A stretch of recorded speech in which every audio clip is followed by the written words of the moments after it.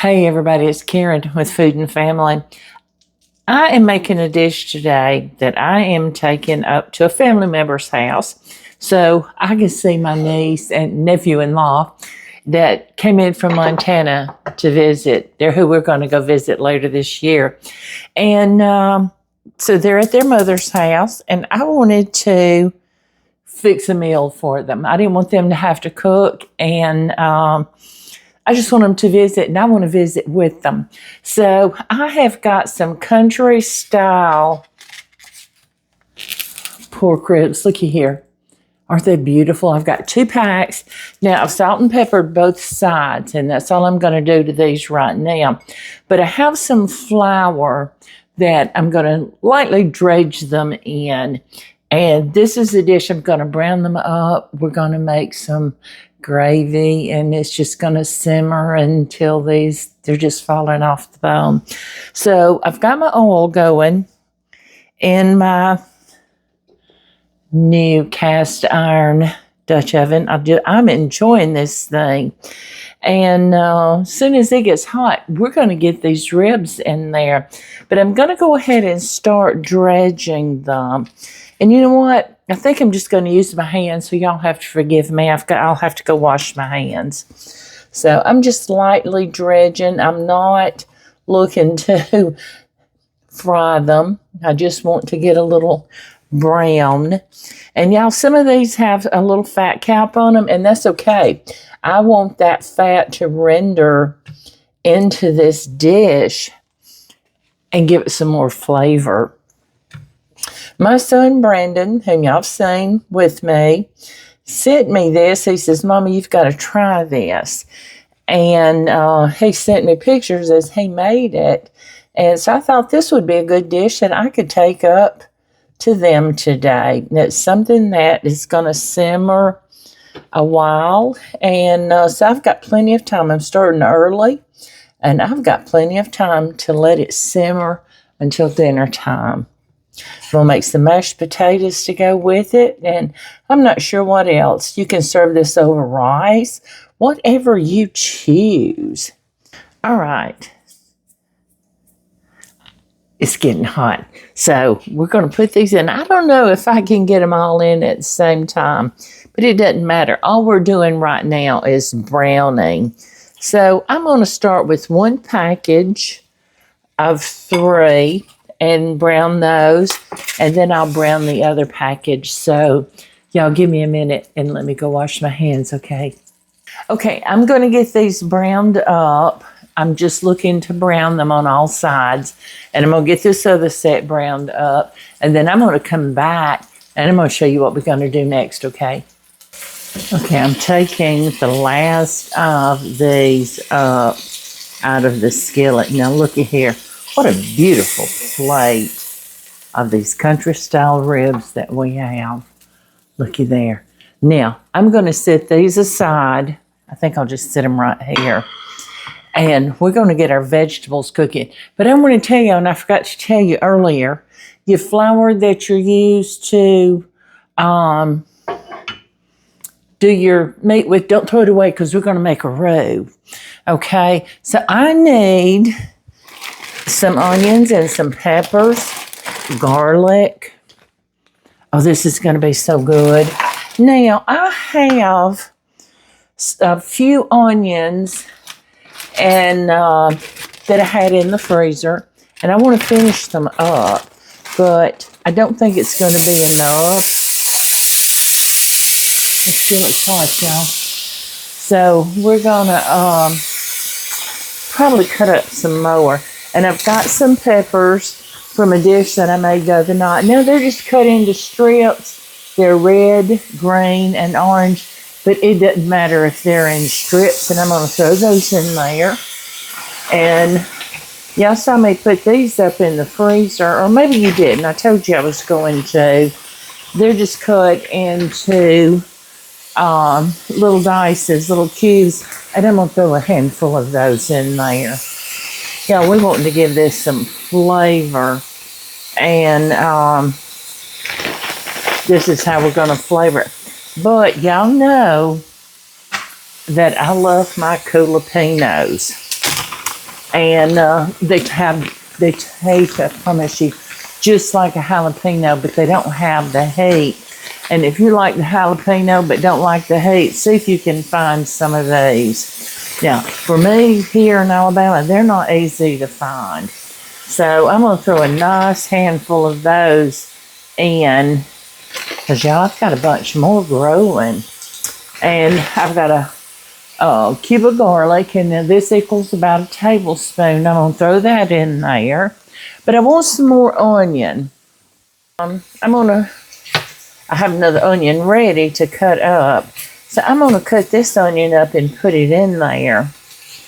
And it doesn't matter if it's in slices or cubes.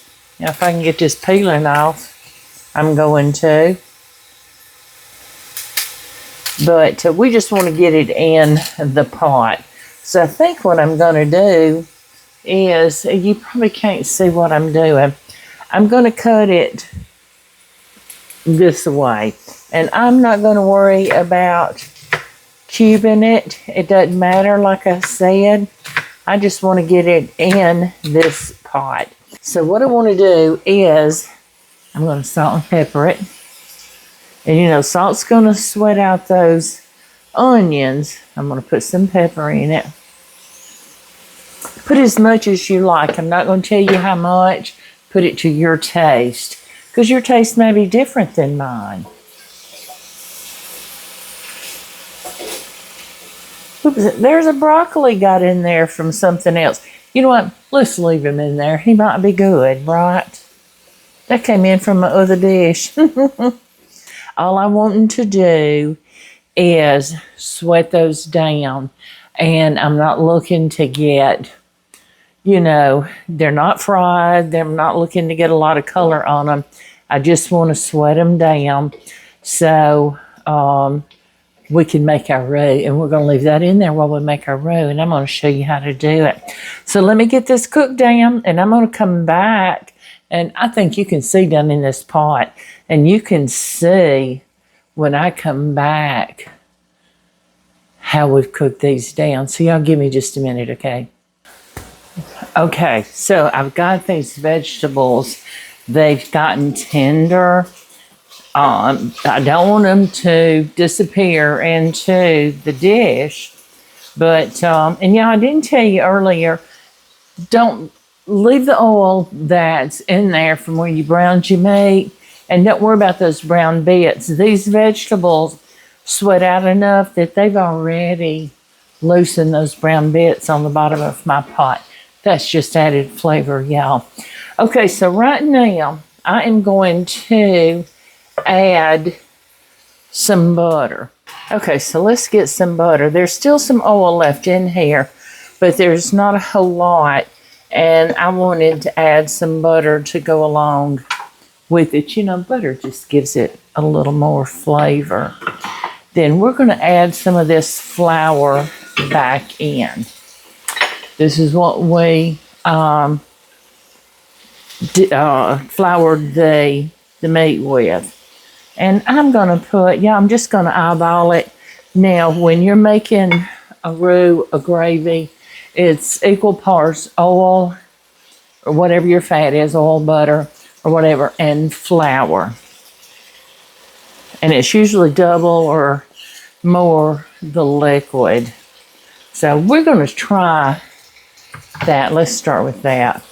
Yeah, there is a recipe. I have a recipe making a brown gravy. And if I don't forget, I'll link it below. And you just get this thick. Now cook this flour a couple of minutes because you want to get that raw flour taste out. And it's not appetizing, that raw flour taste. So, and just stir that around for a minute or two. So let me get this cooked around a little bit and I'll be back, okay? Okay, y'all, so I think this is good. Now, if your flour sticks to the bottom of your pan, again, it's like the bits. We're going to add some liquid so it's going to come up. So we're going to use some beef broth. And I have unsalted beef broth. And y'all, I got this at the grocery store yesterday. They had buy one, get one free. So I should have bought more than I did. So remember the trick I showed you, turning it this way to pour. Now, y'all seen me make gravy before, and you know I add the gravy, the brown gravy mix, and the bouillon and stuff like that. Well, I'm not today because where I'm taking it, one of the persons has an allergy to some of the things that's in it, so I don't want to do that. So, and this is going to be so good. But I am going to, and y'all know this, in my brown gravies, I always add just the slightest touch of balsamic vinegar.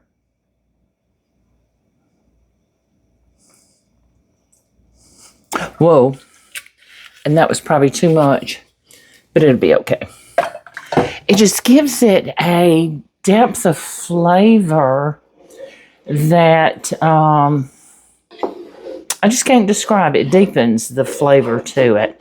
And it doesn't taste like vinegar unless you put too much.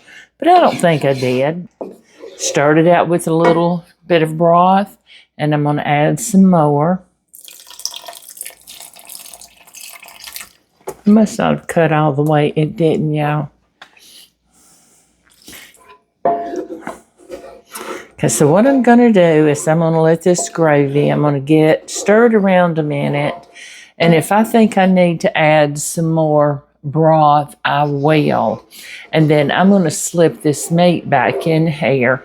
And I am going to let this simmer on this stovetop for, I don't know, it's probably going to simmer for an hour and a half or more, maybe 2. It just depends on how I soon it gets to falling apart. Okay, so I'm going to stop right there, and I can add some more as I go along if I need it. And I am going to put this meat back in. Yeah, this is going to be so good. Oh, and just crowd it in, squish it together. Do what you got to do to get it in that pan. It's up, and don't forget those juices that are on that plate. Don't leave those behind. That's just added flavor. The more you add to it, the more flavor it's going to be. And I was going to taste that gravy before I put that meat in, but we'll taste it in a little bit. I am going to go ahead and put a little bit more. Yeah, I've used almost this whole carton, and this is 4 cups. I'm not going to leave that little couple of ounces because that's going to thicken up as it cooks anyway. So, just kind of zhuzh it around in there. Get everything in there coated. And I'm going to put the lid on it.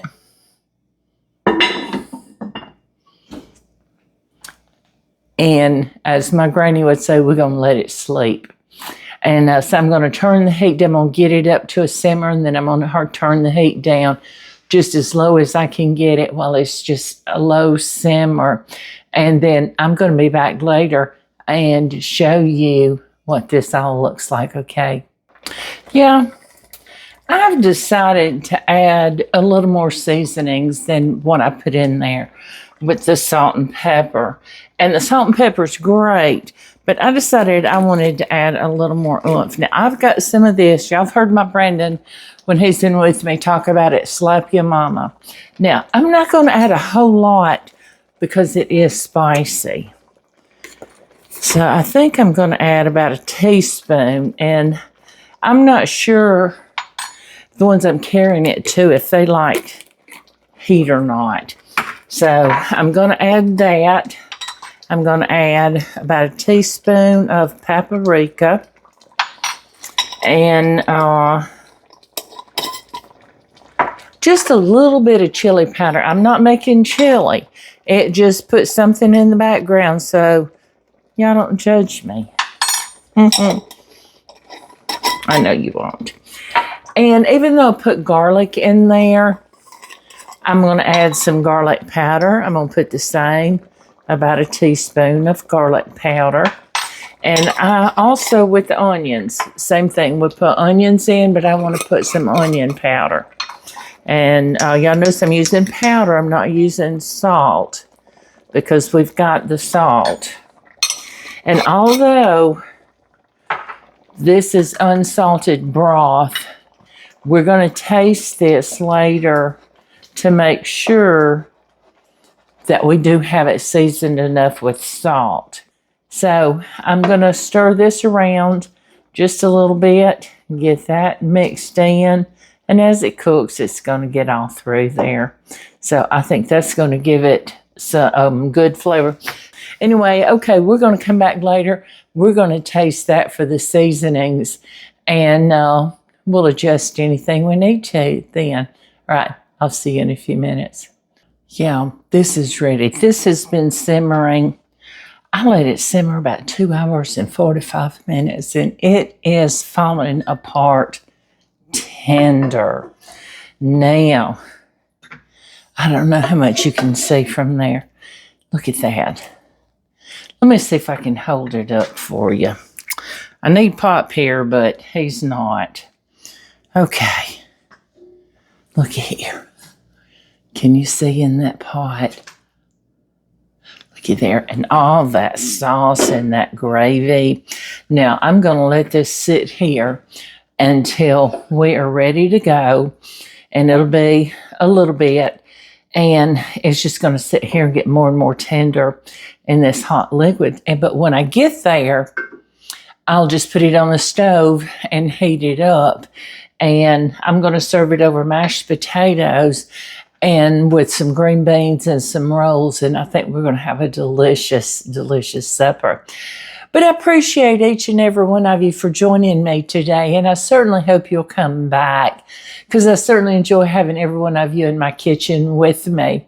And y'all don't forget, we have 2 cookbooks, Volume 1 and Volume 2. And they're available on my website, KarenJonesFoodAndFamily.com. Now, when you go to my website, click the book you may be interested in. Now, it takes you directly to my printer. They take your order and they ship. If you order early in the day, they ship out next day. If it's later in the day, it'll go out the next day. They really turn it around quick. And it's really safe site. So, yeah, if I didn't think it was safe, I wouldn't be using them. But I appreciate each and every one of you, and I hope you're going to come back and visit with me again. And please like, share, subscribe to our channel, and don't forget, hit that notification button so you'll know when we post another video. I'll see you soon.